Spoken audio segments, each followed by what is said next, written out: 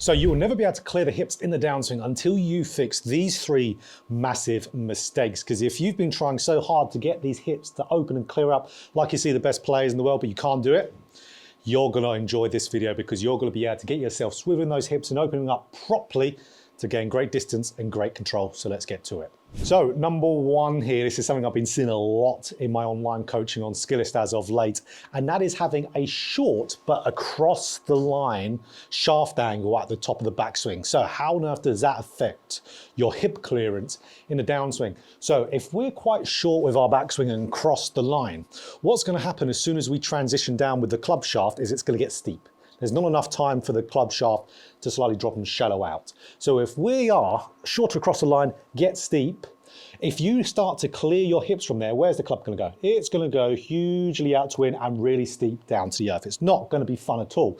So that's where your body instinctively will not want to clear the hips. It won't even try to do it. You'll end up being really square onto the golf ball, probably a lot of early extension as a result to be able to manage that steep shaft. Because if we early extend with a steep shaft, you're going to see how the club's going to drop down shallow later. So that's where, especially for you guys out there who have a short golf swing, which is vast majority of anyone. So everyone who doesn't get to, let's say, parallel with the shaft at the top of the swing, which is me as well, you cannot be across the line at the top of the swing. We need to be either down the line, so pointing down parallel to the target, or laid off to where the club shaft is, pointing slightly to my left there. So that is why that's so important. Let's say slightly laid off, because that is ideal for a shorter golf swing.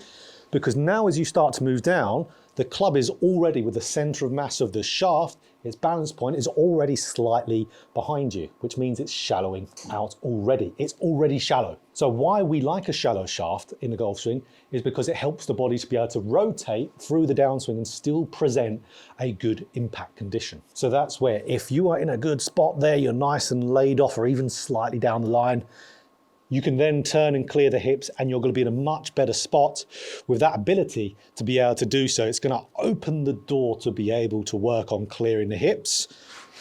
So let's get straight to the reason why a lot of golfers get short and across the line and fix it. So the big reason of why golfers do that short across the line is because their trail arm pulls behind them and gets into this internally rotated shoulder position. So it's like you're winning an arm wrestling match with your right hand there, so right arm.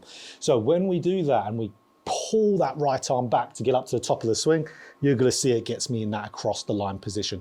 So ultimately what we need to do, we need to get a better right arm movement as we're swinging back. We don't want to be pulling the arm, we want to be folding it up, or even a simpler term there.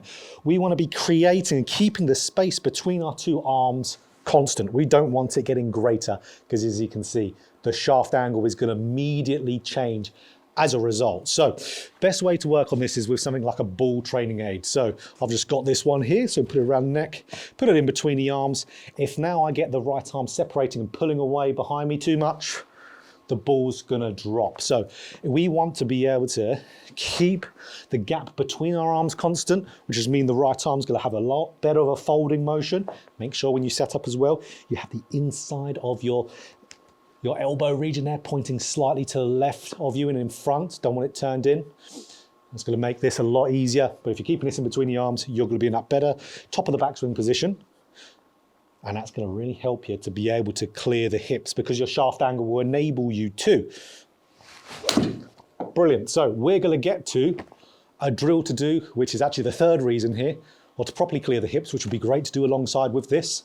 But let's get to the second point. So guys, a quick break in the video just to talk about my brand new series, which is called What is My Root Cause? That is available completely free for my Skillist followers. So on my Skillist profile, if you click follow, which is completely free to do, you're gonna receive each week a new What is My Root Cause, where it's going into a golfer's swing, one of my students, on one of their first lessons they would have ever taken with me, and running through what was causing their issue in their golf swing. So let's say someone who early extends in a downswing. You know from watching my videos, you will have root cause reasons. So we're going to be going through that. No matter what their issue is, if it has root causes in them, we will talk about it and you will learn about exactly what cause is there. So it's going to increase your golfing IQ. So you'll know when you look at your own golf swing, you're going to know what to look for. So extremely insightful bit of information. And again, no charge at all for this. All you need to do is click follow on my skill list and you are going to receive them each week so you can learn and get that coaching level of knowledge on the golf swing, which I feel every golfer needs to be able to reach their golfing potential. So the second mistake you're making, which is stopping you from clearing your hips in the downswing, and that is as you're moving back in your backswing, your pressure in your feet is going towards your toes. So this is quite often, if you have a look at your golf swing, zoom in onto your feet and see where the pressure, you can physically see it with your feet, starts to move. So you would start to see a lot more of your foot crunch, like your shoe start to crunch around the toe region. Some players, they might even see their right heel lift up as they get up to the top of the swing. Now what that's doing, of course, moving the pressure onto the toes. So in a simple sense, if you try to pivot and turn on top of your toes, you're going to lose your balance. So what's going to happen, your body will rock backwards to get the weight more distributing into, let's say, more midfoot or the heel.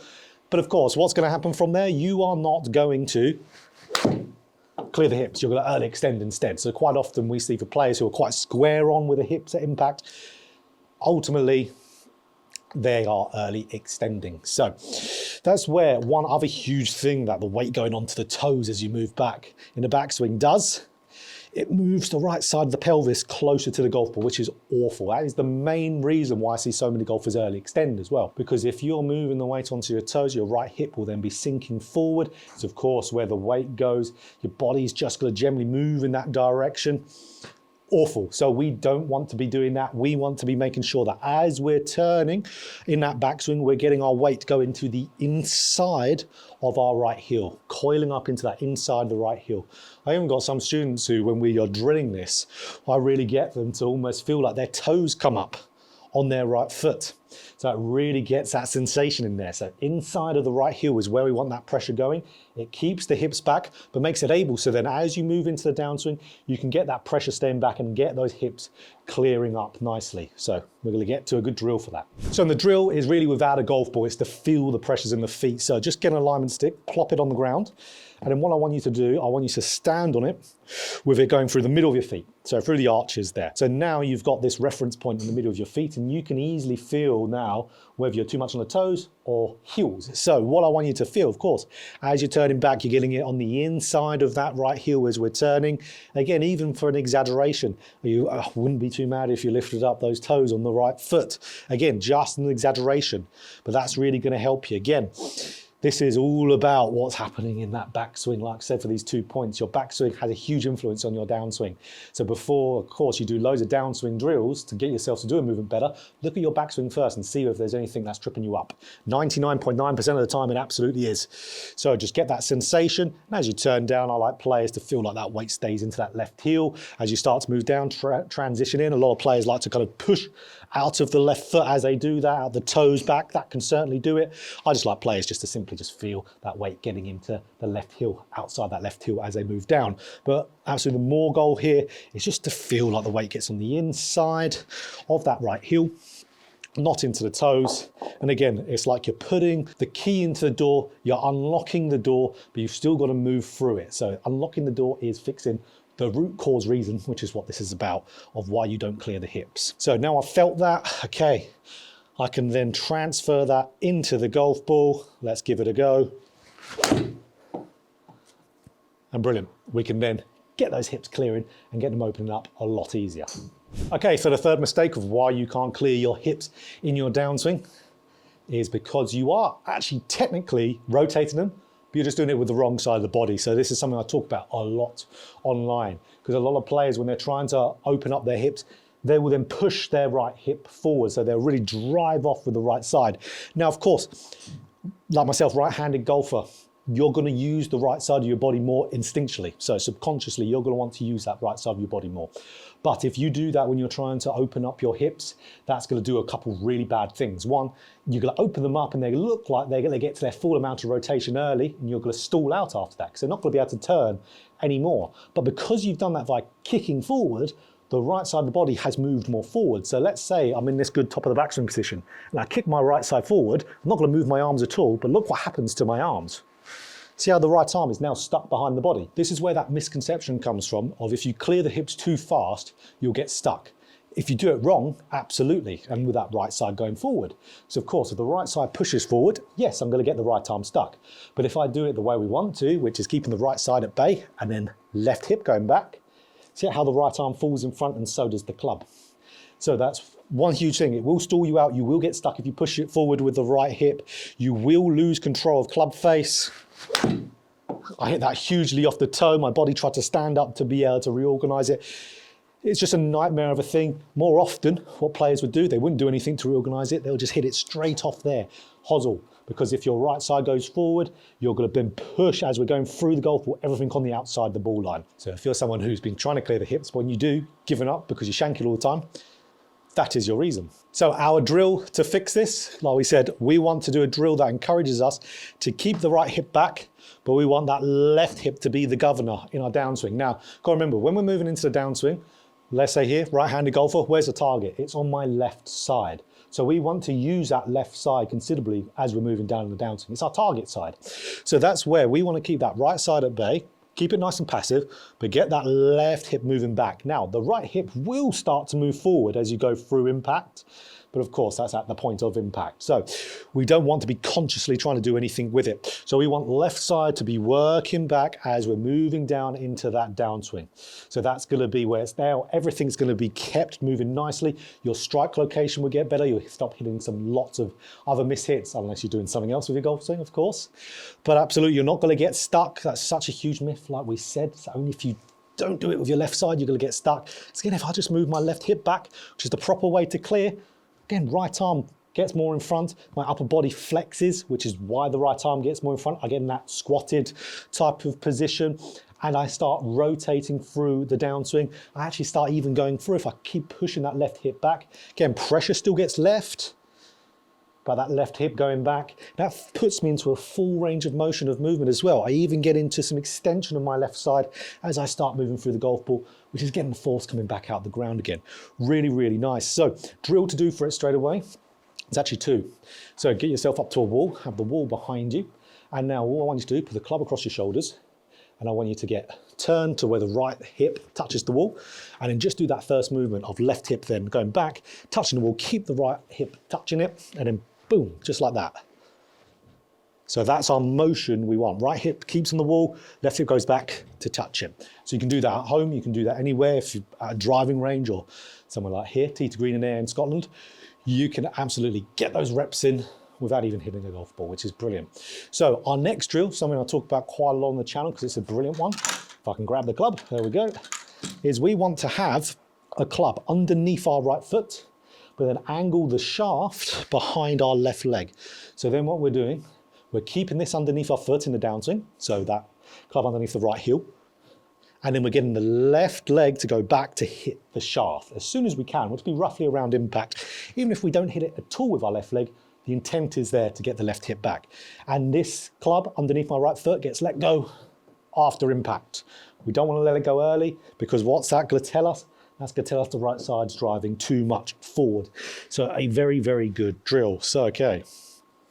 Hit some balls with that. And again, we could do ball in between the arms at the same time if you're short and across the line. But again, this one's going to teach you how to turn the hips properly to get those really, really nice strikes. So again, once your swing is in the environment, the root causes are gone, then it's all about the training. Why a lot of you don't clear your hips is because, of course, understandably not knowing the root cause in your own golf swing, which again, it is very much a coaching level of knowledge to understand it, which is why I try to tell all of you guys out there to increase that knowledge of the golf swing in general. But absolutely, once you fix those root causes, then it becomes easy to be able to get yourself doing the movement. And when you're not working on the root causes, it becomes almost impossible to do the movement you want, which is clearing the hips. So if you enjoyed this video, click that like button for more golf instruction just like this. Hit the subscribe button, hit the bell button too to be notified every time I put out a video. And also, if you want to work one-to-one with me anywhere in the world on Skillist, absolutely, there is a link down there in the description, and absolutely be the best place for you to go to get one-to-one work with me. And I'm also just launched, which is brand new as of last week. It is a series that is only for my followers on Skillist, which is called what is my root cause? So it's where I go into my student's swing on our first lessons, or one of the first lessons, and we're going through what was their root causes in the golf swing. So all different amount of people, it's real time, real people you're gonna see, and we're gonna go through on the analysis so you can learn as you're going, absolutely, on what root causes cause certain things to happen in the golf swing. So it really increases golfing IQ, and it's completely free to follow and completely free to get those videos. So all you need to do is go to my Skillest account, click follow, and you'll start getting those every week on a new student, where we're going to talk about exactly what their root cause issues are in their golf swing.